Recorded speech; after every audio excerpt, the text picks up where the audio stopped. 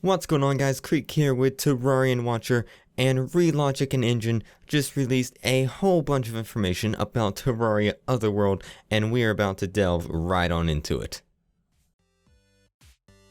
So before I get started, I just want to say that I will have the article in the description. There'll be a link, you can just click it, it'll take you right to their forum page where you can read all of this juicy information.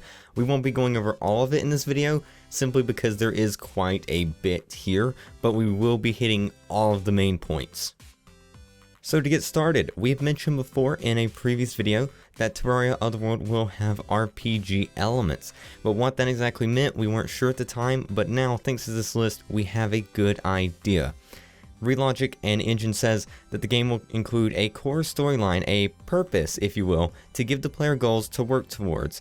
But like Terraria, you're not forced to go do this, now do this. Free exploration within the sandbox is still a key element of the game, and embraces the Terraria spirit of approach a challenge in your own unique way. This will also include more robust development of characters in the game. For example, the NPCs will move beyond just being merchants only, and evolve into characters with a story and lore all of their own. In order to build upon Terraria's very high replay value, the story will not be a fixed narrative, but rather a dynamic mix of key story elements that are used to create a fresh play through every time a player replays the game. So what they're essentially saying here is that the story is not going to be set, the lore is not going to be completely set, and it's not going to be a strict, this is the beginning, this is the end, kind of like a storybook, you're reading it. It's going to give you a nice background of what's going on in the in the world of the characters, and let you decide what your take on the matter is. How do you perceive what's going on in the world? That is entirely up to you. Relogic and Engine also released some information about classes in the game.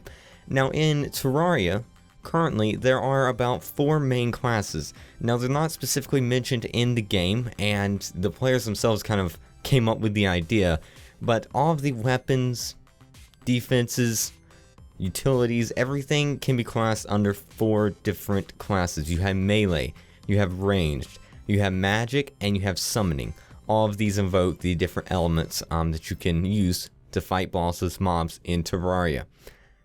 For Terraria Otherworld, they say that the player's actions more than before will give certain advantages that are mostly left up to chance/RNG in the original Terraria. For example, players that prefer to play a certain style, melee, magic, range, etc., will see their skills with those types of weapons improve over time.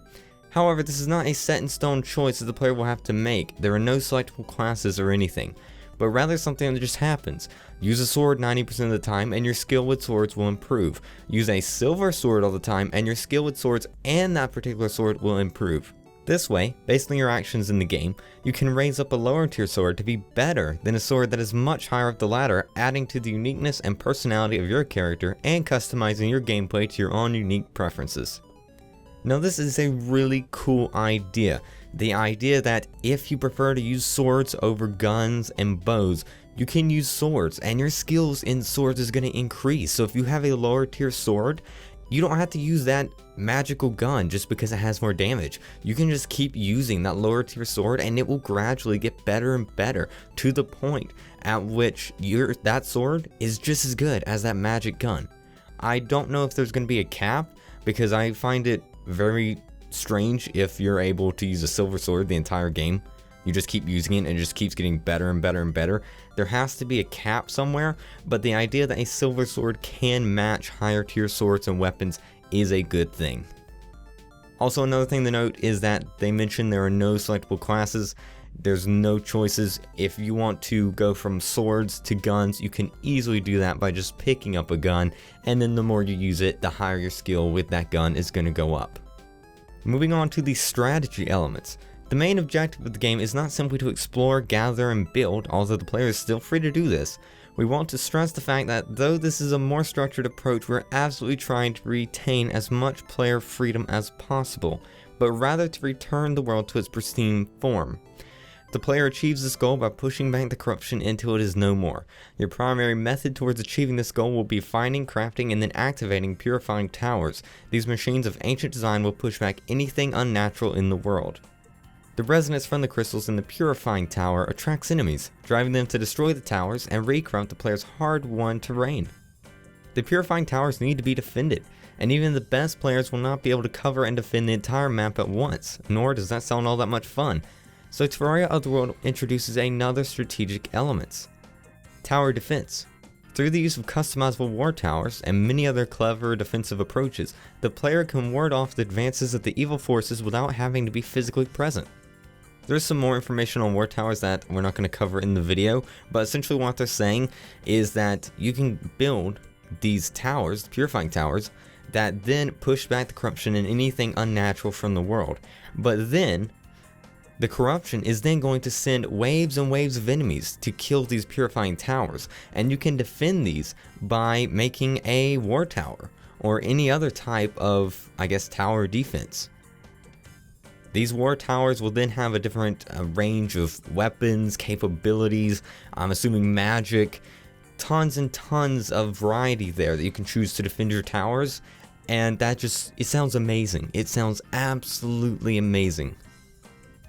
But wrapping it up, Relogic and Engine go on to say that the game will have a 2015 release date, that is their goal, and they will absolutely not be participating in an early access program. This makes me extremely happy. I feel like early access games really use this to really no one's advantage. They just throw early access on to the game and put it on Steam for like $5 to $10. 2 years later, the game's still on early access, and it's made millions of dollars, Daisy, and the game's getting nowhere. So I'm really glad that they're looking and pushing for a full finished game at launch in 2015 with no early access crap.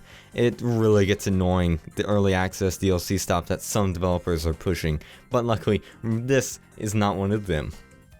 So once again, we will have the link to this article in the description of the video. Feel free to read through it. There's tons of more information in here. It's getting me really hyped up for the game, really pumped. It sounds amazing, it looks amazing, and I honestly can't wait. But that is going to be it for this video. If you guys enjoyed it, please consider giving a like to the video. It would really help us out, and we'd really appreciate it. And if you want to discuss what we talked about here, let's talk about tower defense. Let's talk about these war towers. It sounds absolutely amazing. The classes, oh man, the 2015 release date. Let's talk about it. Leave a comment below, and let's get talking. And if you're not following us on Facebook and Twitter, remember you can follow us there. I'll have those links in the description as well. Tomorrow we will be doing a trailer analysis. Along with this information, Relogic and Engine also released a brand new GDC trailer with tons of gameplay, and we're going to be dissecting it frame by frame in a video tomorrow, so stay tuned for that. But until next time, thank you guys so much for watching. Creek here, a Terrarian Watcher, and I will see you in the next video.